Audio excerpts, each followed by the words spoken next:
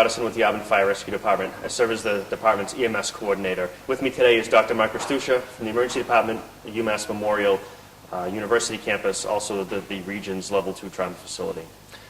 One of the important things to note with this film is years ago, patients were merely brought to the hospital.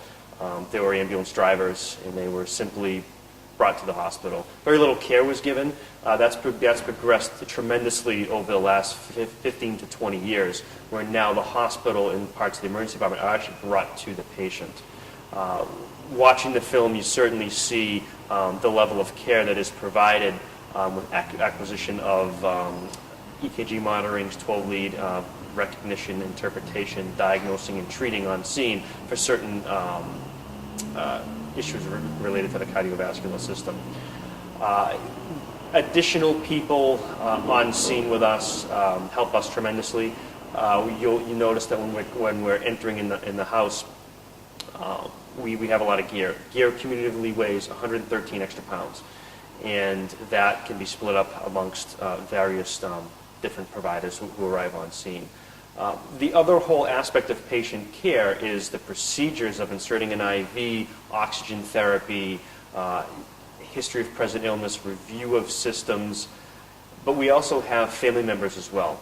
More people on scene will allow us in certain circumstances to talk the family through, decrease some anxiety, which also can add to the problem that the patient's experiencing.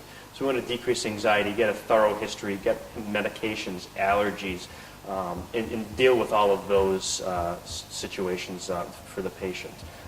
Access also can be a problem with having certain tools with the fire apparatus will allow us to gain entry, lifting, moving, carrying, locking up the patient's house, turning off ovens even. Is just one extra step that can be helpful to us on scene. And also the patient, again, all the while decreasing their anxiety. Dr. Restuccia, do you have anything to add? Sure. Thanks, Eric. As you'll see in this video, I think it's critically important that you have the right number of people on a scene. You'll see in the different scenarios that there's two parts to the treatment for any patient in the field. One is the medical care, and the other part is the actual movement of the patient, as well as the other ancillary things that Eric was talking about. If you have insufficient people on scene or in a hospital, the caregivers get distracted by other things. They may not be able to take a good history. They may not be able to generate a good differential diagnosis. Having sufficient personnel on scene to allocate the appropriate tasks to each means the call goes much quicker. It means that the medical caregivers are able to focus on the patient. Ideally, you have people dealing with family members and home environment, as Captain Otteson said. So I think the videos are very obviously or a good show how it's important to have the right and sufficient number of resources on scene. In Dr. Restuccia, in your dealings and in the many years of experience that you have, you've certainly dealt with, you deal with every day, very critical patients coming from all over the region. Can you touch upon how important it is to have a solid pre-hospital care delivery of the pre-hospital care to the patient? Sure. Increasingly, we realize that care doesn't begin in the emergency department. It really begins at the patient's bedside, wherever that is. Could be by the side of the road, could be in their home.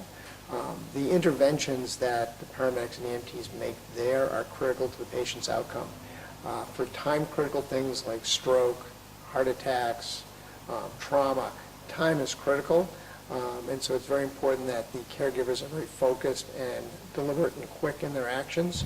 A lot of the history that the EMTs and paramedics can find on scene aren't available to me in the emergency department, and literally they are my eyes and ears out in the community. So from being just ambulance drivers, they are actually medical professionals that are practicing in the field. Excellent, thank you. And I think that's very important for the public to know is that we simply don't just drive an ambulance. We don't bring people to the hospital. We treat. These providers are very skilled at their craft. They're very good at what they do, and I think that you'll see that in these videos.